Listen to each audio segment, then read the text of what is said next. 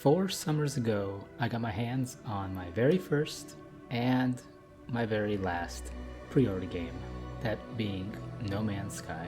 Now, I already know there's a ton of videos out there that are just ripping into the game, especially at the beginning of its launch.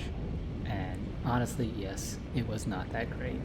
But for me, there was always one part of the game that I enjoyed from day one, and that is sound design. So let's break through to see how one element of a game gave me hope for the rest.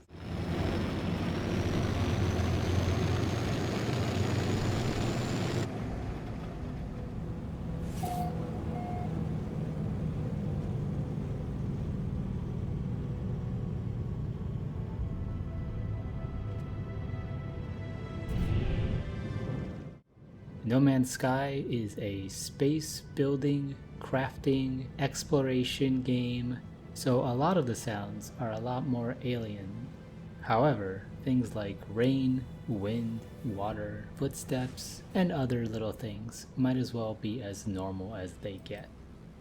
The thing that really sets the game apart for me is just how nice all the sounds are throughout, how much atmosphere the game has. If you're standing outside in a storm, or inside your ship, or in a building, the game will adapt to this, knowing even how deep you are in a structure, or what surface it's made of.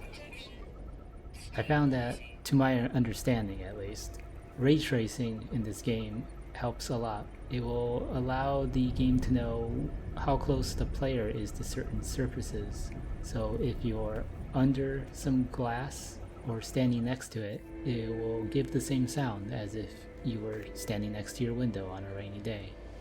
Or if you're just in a metal container, it will sound completely different. It's little things like this that help the player forget that they are in a space game, bringing a little bit of realism to a not that real game. Even something so small such as the rush of sound when you step outside, as if you were just walking out from your apartment into a rainstorm. It just gives you that little bit of, that sounds about right kind of feeling. The game also puts some more out there sounds, like flying a spaceship, or shooting your mining beam, or blowing up some asteroids in space.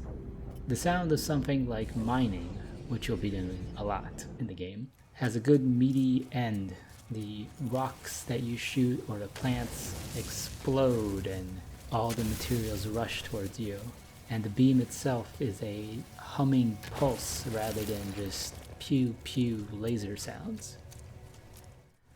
The UI is also good at matching the setting of the game, even if I will say hearing units received every time I scan a plant or an animal or a rock did get a little old.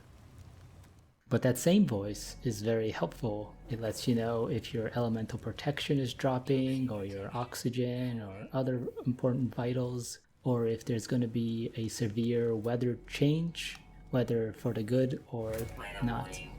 The music also will change to match if there's a change in the weather or any kind of event or moment, kind of like an additive to the sound to just boost that feeling.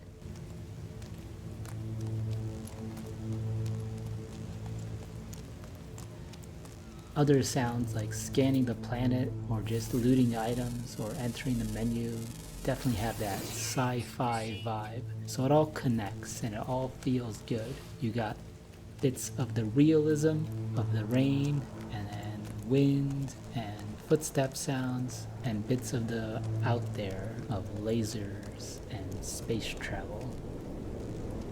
The animals in the game are also randomly made, so the game has to make random sounds for them as well. This is something I didn't really think about until I read up a little bit more on the game, but it makes a lot of sense. You can't set certain noises for an animal that you don't even know what it's going to be yet. Paul Weir is the audio department of Hello Games, and put in a system to match how the worlds are generated with audio that fits it.